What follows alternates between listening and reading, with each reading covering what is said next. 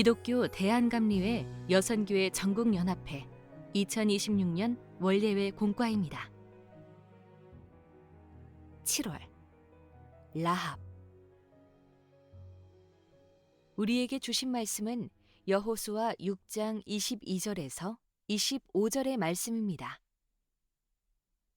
여호수아가 그 땅을 정탐한 두 사람에게 이르되 그 기생의 집에 들어가서 너희가 그 여인에게 맹세한 대로 그와 그에게 속한 모든 것을 이끌어내라 하매, 정탐한 젊은이들이 들어가서 라합과 그의 부모와 그의 형제와 그에게 속한 모든 것을 이끌어내고 또 그의 친족도 다 이끌어내어 그들을 이스라엘의 진영 밖에 두고, 무리가 그 성과 그 가운데 있는 모든 것을 불로 사르고 은금과 동철 기구는 여호와의 집 곳간에 두었더라. 여호수아가 기생 라합과 그의 아버지의 가족과 그에게 속한 모든 것을 살렸으므로 그가 오늘까지 이스라엘 중에 거주하였으니, 이는 여호수아가 여리고를 정탐하려고 보낸 사자들을 숨겼음이었더라.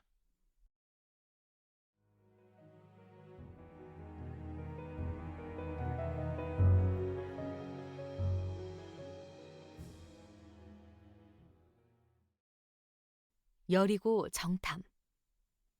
모세가 죽고 난 후 여호수아는 이스라엘 백성을 거느리고 요단강을 건넜습니다. 요단강을 건너 제일 먼저 맞닥뜨린 도시는 여리고입니다. 여리고는 사해 북쪽 요단강 하류에 세워진 도시로 여호수아가 도착하기 약 7,000년 전에 건설된 오래된 역사를 가진 도시였습니다. 여리고에 붙여진 별명은 종려나무의 성읍입니다. 여리고는 광야에서 터져나온 세 개의 오아시스 물이 흘러 모이는 도시이며 맑은 샘이 끝없이 터져나오는 도시입니다.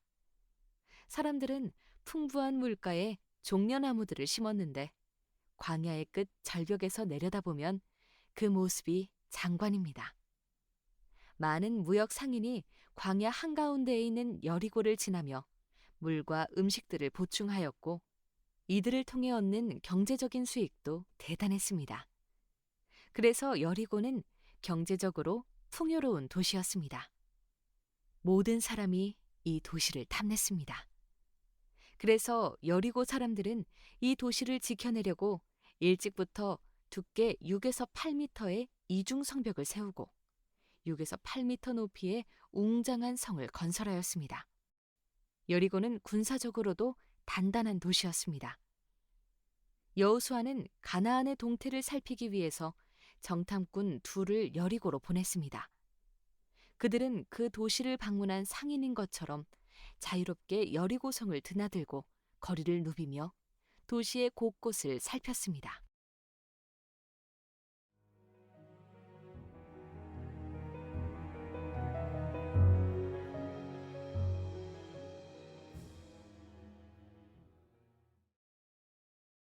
기생 라합, 여관주인 라합.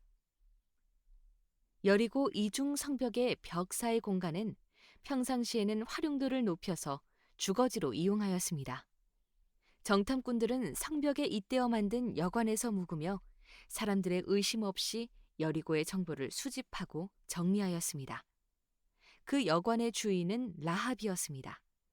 라합의 직업은 여관의 주인이자 사람들 사이에서는 기생으로 불리던 사회적 지위가 매우 낮은 여인이었습니다.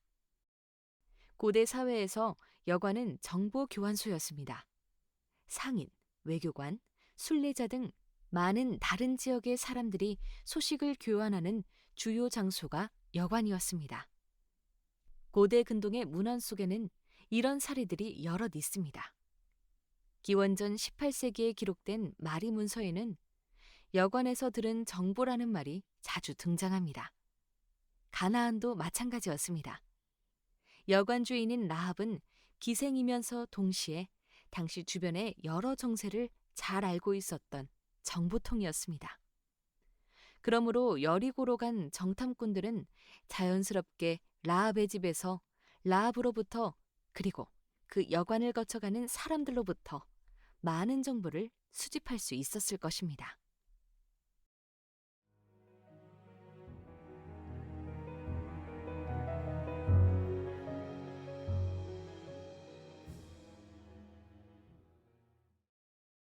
라합의 용기, 라합의 지혜. 그런데 여호수아가 보낸 정탐꾼의 존재를 누군가가 알아챘습니다. 그리고 여리고 왕에게 말하였습니다. 이들을 잡으려고 왕이 보낸 사람들이 라합의 집으로 왔습니다. 이것은 정탐꾼에게도 위기였지만 라합과 그 가족들에게도 큰 위기였습니다. 기원전 18세기에 기록된 함무라비 법전 109조는 범죄자들이 여관에서 모의하였으나 여관 주인이 그들을 잡아 궁전에 인계하지 않았다면 그 여관 주인을 처형한다는 법조문이 있습니다. 시대와 장소는 다르지만 반역자를 대하는 방식은 가나안에서도 다를 바가 없었습니다. 라합과 그 식구들이 절체절명의 위기에 몰린 것입니다. 여리고 안의 정보에 정통한 라합은 이미 왕이 보낸 사람들이 도착하리라는 것을 알고 있었습니다. 라합이 꾀를 냈습니다. 정탐꾼들을 집의 지붕에 올라가게 하고 그곳에 버려놓은 마줄기 속에 숨게 했습니다. 그리고 왕이 보낸 사람들이 도착하자 이렇게 말합니다. 예, 그들이 저에게 오기는 했습니다만 그들이 어디에서 왔는지 저는 모릅니다. 날이 어두워져서 성문을 닫을 즈음에 그 사람들이 나갔습니다. 그 사람들이 어디로 나갔는지 나는 알지 못합니다. 빨리 그들을 뒤쫓아 가십시오. 따라잡을 수 있을 테니까요. 정탐꾼을 뒤쫓는 왕의 사람들은 성 밖을 나가 요단강 나루토로 급히 갔습니다. 뒤쫓는 이들이 성문을 나가자마자 여리고 성문을 굳게 닫았습니다. 여리고 성은 쥐죽은 듯 조용했습니다. 어둠이 내려앉자 라합은 조용히 두 정탐꾼을 줄로 달아내려 성벽 밖으로 내보냈습니다. 라합의 지혜가 정탐꾼을 살린 것입니다.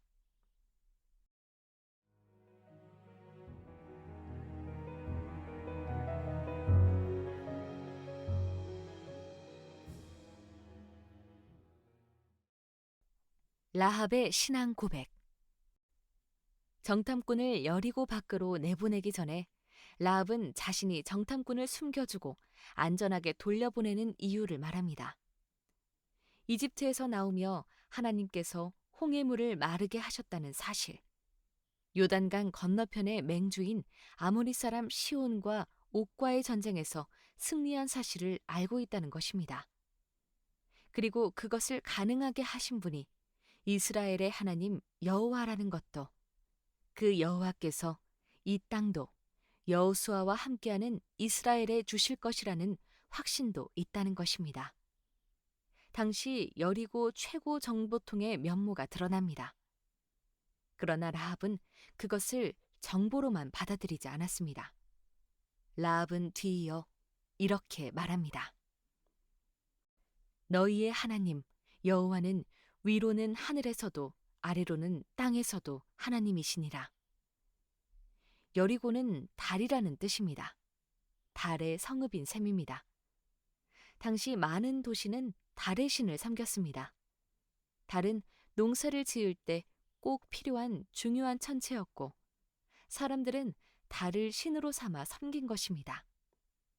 라합도 여호와 하나님에 대해서 알기 전까지는 그들과 마찬가지로 여리고 사람들이 당연하게 섬기는 달의 신을 섬겼을 것입니다. 그러나 이제 그동안 대대로 물려받은 그릇된 신앙을 버리고 목숨을 걸고 여호와 하나님을 섬기겠다고 말한 것입니다. 그러니 여호수아 2장 11절은 라합의 신앙 고백이라고 말할 수 있습니다. 흔히들 나오미의 며느리인 룻의 신앙 고백을 이방인으로서 이스라엘 공동체 안에 들어가며 고백한 최초의 신앙 고백이라고 평가합니다. 하지만 라합의 이 말도 룻의 신앙 고백 못지않은 하나님에 대한 이해였습니다.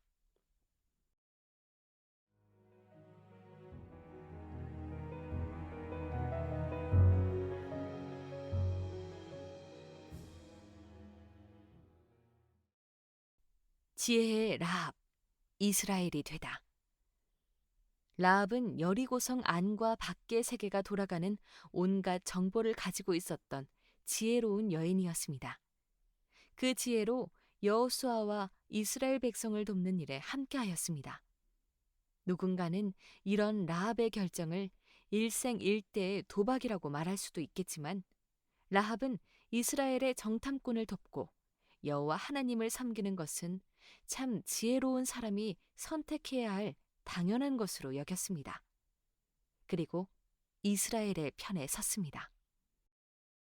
여호수아는 비록 혈통으로는 가나안 사람이었지만 하나님의 편에 선 라합을 이스라엘 백성으로 받아들였습니다.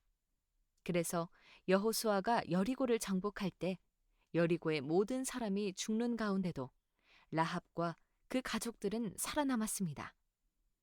라합의 기생이라는 신분도 가나안 사람이라는 것도 라합의 구원에는 어떠한 문제가 되지 않았습니다. 오직 여호와 하나님을 향한 믿음만 있다면 누구나 구원받을 수 있다는 지혜가 모두를 살린 것입니다. 라합은 기생이었지만 그리고 이방인이었지만 이스라엘 공동체 중에 하나가 되었고 유다 지파의 살문과 결혼하여 보아스를 낳았고 보아스는 룻과 결혼하여 오벳을 낳고 오벳은 이새를 낳고 이새는 다윗을 낳았습니다.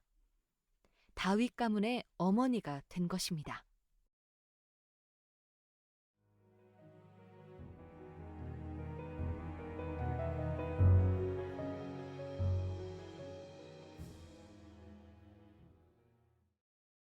함께 기도하겠습니다. 오늘 라합의 믿음과 지혜를 통해 우리에게 말씀하심을 감사드립니다. 세상의 두려움과 인간의 한계를 넘어 오직 하나님을 신뢰했던 라합처럼 우리도 믿음으로 결단하게 하소서. 상황이 불리할 때에도 세상의 기준이 아니라 주님의 뜻을 따라 선택하게 하시고 낮은 자를 들어 쓰시는 주님의 은혜를 기억하게 하소서. 라합을 통해 이방인에게도 구원의 문을 여신 하나님, 우리 공동체가 그 사랑의 품을 넓혀 이웃을 품게 하소서. 우리의 삶을 통하여 하나님의 구속 역사가 오늘도 계속되게 하소서. 예수 그리스도의 이름으로 기도드립니다. 아멘.